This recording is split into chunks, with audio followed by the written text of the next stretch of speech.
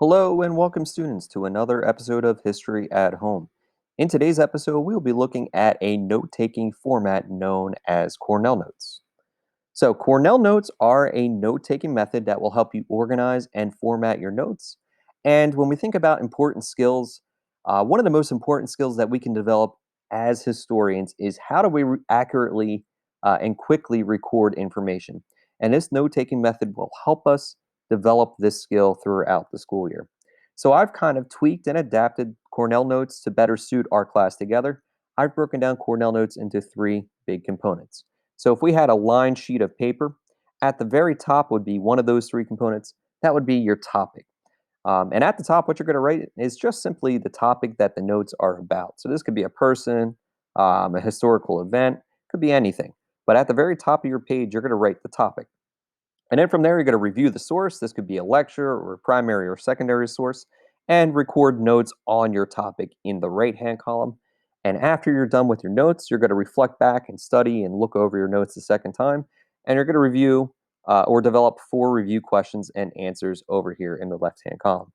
So at the top of your page is simply the subject that you're studying. That is your topic.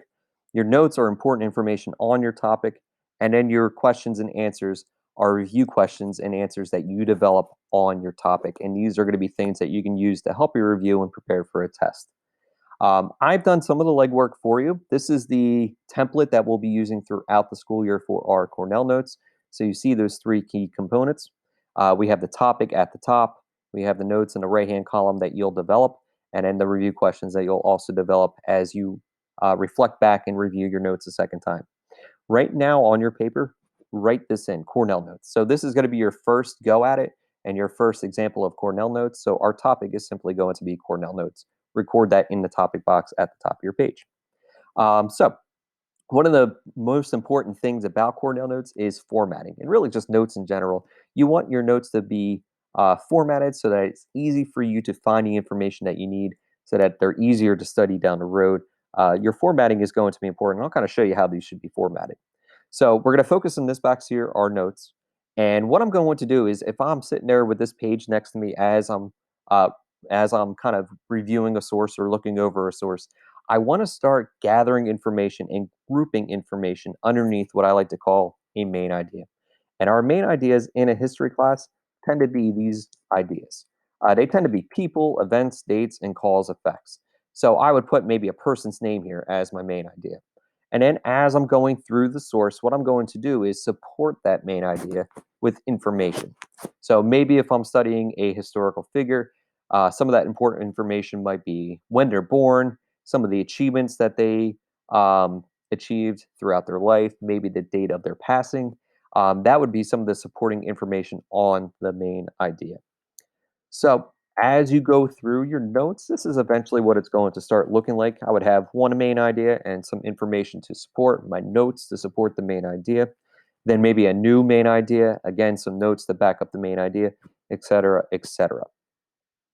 One of the more important things to think about too, as a student that's practicing note taking for the first time, is, well, how do I know what to take notes on? How do I take good notes? So I like to think of this as I note take. I like to think about recording information as accurately as possible, but in as few words as possible. So that goal is always kind of in the back of my mind. The goal of note taking is to accurately record as much information as you can, but to do so in as few words as possible. Also important to know, you don't have to write everything from a source. If you do that, you'll fall behind. You won't be able to catch up and catch all the important details. So it's important to also know that you don't have to write everything, and to also abbreviate information when you can. It's also okay to write in sentence fragments. These are notes. It's not a formal paper. You can keep your notes very, very short and brief, but you want to do that as a way to keep up with the pace of a reading or lecture. Again, abbreviate information whenever it's possible. You'll see commonly in my notes, these are abbreviations that I like to use. When I write on a whiteboard, you'll see me commonly use these, with and without. I also like to use the ampersand for and. But you're not limited to these. You can also make up your own as you go. Your notes are for you. As long as you know what the information means, you're in good shape. So here's how kind of the process would look as I do it. So I would have a source on one side, my notes on the other side, And this is the source in this case. It's a short reading on King Tut. Here's my note templates on the right-hand side. And since this is about King Tut, I would write that down as my topic. And what I'm going to do is just simply start reviewing the source. I'm going to start reading through here, and I'm going to start seeking out some main ideas and important information. And once I get to the end of the reading, I'm going to start recording my information. So I read through this. Okay, let me go back and kind of look at the information. As I reviewed this first paragraph, I'm looking for that main idea. And a main idea that really stuck out to me with that paragraph is that this is all information that refers back to his biography. So I'm abbreviating here. I'm just going to write bio. So my main idea here from this first paragraph of text is biography, his bio. And some of the more important ideas that I think about with someone's biography is, well, when were they born? When did they pass? What did they do? And this is kind of the information I pulled out from this first paragraph. I got his full name was Tutankhamun, but we commonly referred to him simply as King Tut. I got how old he was when he ruled Egypt. He was from the ages of 9 to 18, and he was buried in a unmarked grave or unmarked tomb for about 3,300 years. So what I did was I took this big block of information and I simply distilled it down to really easily digestible bits and pieces. This is way easier to study than this is. So I would do the same process for the second paragraph. I would go through, I'm reading through it, I'm looking for that main idea. And the common theme of that paragraph is simply the discovery of King Tut's tomb. And then this is kind of the information, the supporting information that I pulled out from that paragraph. I got Lord Carnarvon paid Howard Carter to find King Tut. Tut was found in 1922 CE. Again, not a great uh, grammatically correct sentence. This is more of a fragment. Tut found in 1922 CE, and also the location that his body was found in. He was found in a place that we've referred to today as the Valley of the Kings.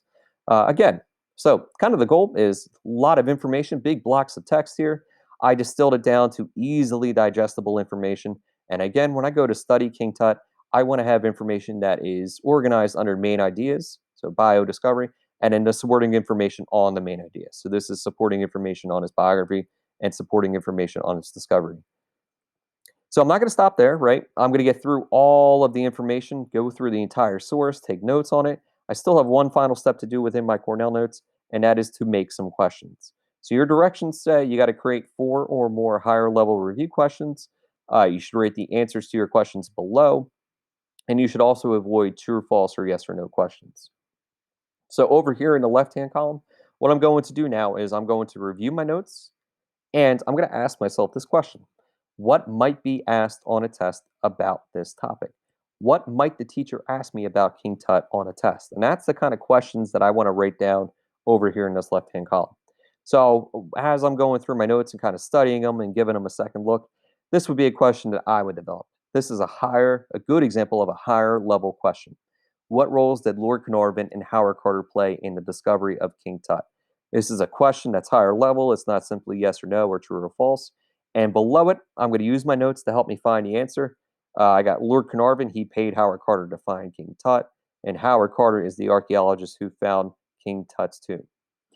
This is really, really easy and good to have so that when I go back and I go to study for a test, what I can do is I can put an index card underneath my over my answers, and I can use it and read it a second time, a third time, a fourth time, and use this as a way to study and prepare for a test. Another topic I'd like to talk to you about is what should our notes focus on in history class? This is kind of a challenging process at first is, well, what do I know what to focus on? I don't want to miss anything. I don't want to fall behind and forget important information. What are some of the ideas that I should be focusing on when I take notes in a history class? Again, keep this idea in your mind. The goal of note taking is to accurately record as much information as you can, but to do so in as few words as possible. And in history class, these tend to be the ideas, the big ideas, the main ideas that we focus on. And this is what I would start with focusing on if I were in your shoes. One thing that we always want to take notes on are historical figures, important people in context of history, the achievements and discoveries that are undertaken by different groups and cultures, chronology, the sequence of events, what came first, second, third, cause effect, how did certain discoveries impact the people at the time, how did it affect people in the future, and then finally, words that are specific to the understanding of a topic, our vocabulary. This is not it. There's plenty more that you can do, plenty more main ideas out there. But at first, these are kind of the big ones that we need to focus on in class. And then from there, we can develop more as we go along. I also provide you with a rubric. This is the rubric that I have next to me as I grade your notes. These are the criteria that you have to hit on if you want to do well with your Cornell notes. I grade your Cornell notes on a scale of 0 to 10, and these are kind of the ideas that you need to hit on in order to get a high score, an average score, a below average score, and a poor score. So I'll let you review that at your own leisure. I'll have this posted for you online. So to summarize today's video, Cornell Notes are a method for taking notes that will help you organize and process information from a source. This skill is transferable. You can use it in any discipline. You can use it throughout your academic career. It's a good skill to start developing now in history class. And as you go through a source, you want to organize your notes under main ideas and support your main ideas with information from the source. It's okay to write in fragments. It's okay to use abbreviations. This will help you keep pace with a lecture or with a source that you're reading. And then finally, you want to make sure that you develop those 4 review questions and answers.